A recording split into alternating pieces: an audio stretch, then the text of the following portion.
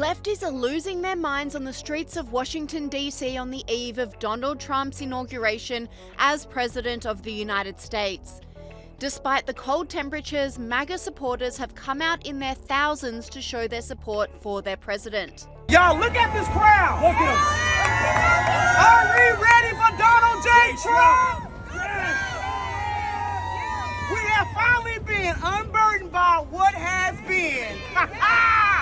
Joe Biden, get the hell out of the White House. Joe Biden got one more day to get the hell out of the White House because we are getting our country back. The golden era, baby. The golden era. It's the golden era for Donald Trump.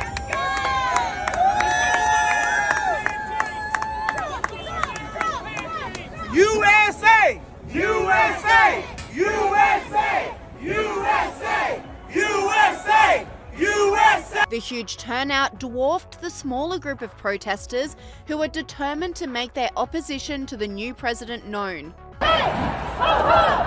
Donald Trump has got to go! Hey, hey! Ho, ho! Donald Trump has got to go! Hey, hey! Ho, ho! Donald Trump has got to go! Hey, hey! However, commentators are all noticing one thing about the protests. Their turnout seems to be lackluster. This commentator said, "Wow, this is the anti-Trump protest in Washington, D.C. today. I've seen more enthusiasm at a funeral." This commentator agreed, suggesting the protest gets cancelled due to lack of turnout. Well, they call it the People's March here in D.C. It starts in 15 minutes. You know, I'd say maybe they should cancel it because nobody gives a shit. Yeah, look, this is the People's March in D.C. Starts in 15 minutes. Wow, this is the anti-Trump march? It's a different world, my friends. God bless Donald Trump.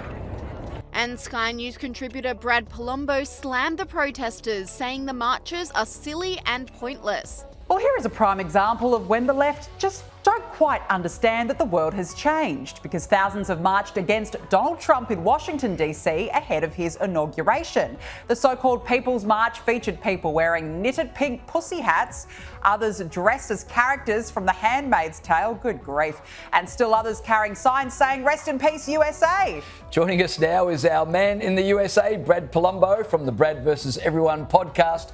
Brad, always great to speak with you. Happy New Year. I thought there was an election and Donald Trump was voted in by the majority of Americans as president. Why are they protesting now? He was, and look, they may have the right to protest, but it still seems pretty pointless and silly to me. I mean, he won the election, he's going to take power whether they like it or not, and a lot of their complaints seem hyperbolic and silly. I mean, I roll my eyes anytime I see somebody in a Handmaid's Tale costume. Some people seem to have forgotten that Donald Trump was already president of the United States, and the world did not, in fact, end. America did not, in fact, become a Christian fascist dystopian dictatorship, or whatever it is these people seem to think is going to happen. In fact, until COVID at least, those were some of the best years in recent American history for our economy and our country in a whole host of ways.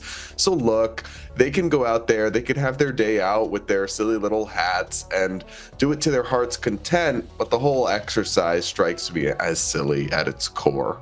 And they're always the same, aren't they? The same uniforms, masks on. It's the same old characters all the time. Seriously, Brad. The protesters aren't just marching down the street holding placards, they're also defacing and vandalizing property along what would be Trump's parade route.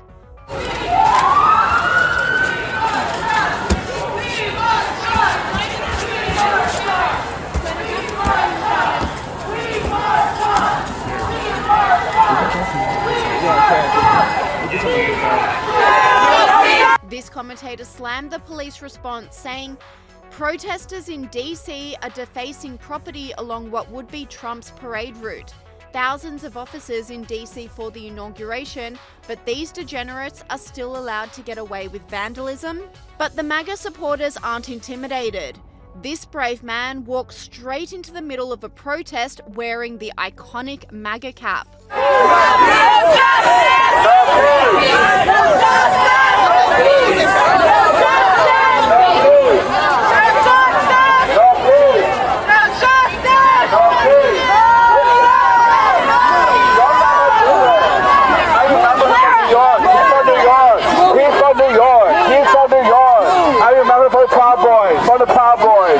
Outspoken commentator Katie Hopkins also walked into the centre of the protests to ridicule them.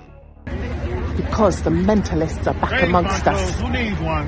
This is a feminist march against Trump. I'm just going to show you the gentleman here, standing in the freezing cold. The poison continues to spread. I don't think they said that about the jibby jabs and Fauci, but it's definitely Trump that's the poison. Okay, then there's numerous feminists, the feminazis 2.0, where the O stands for, oh my God, is that thing really a woman? I'm going to try and take you to some of them. They're joining the march. There's only about 3 people here, honestly.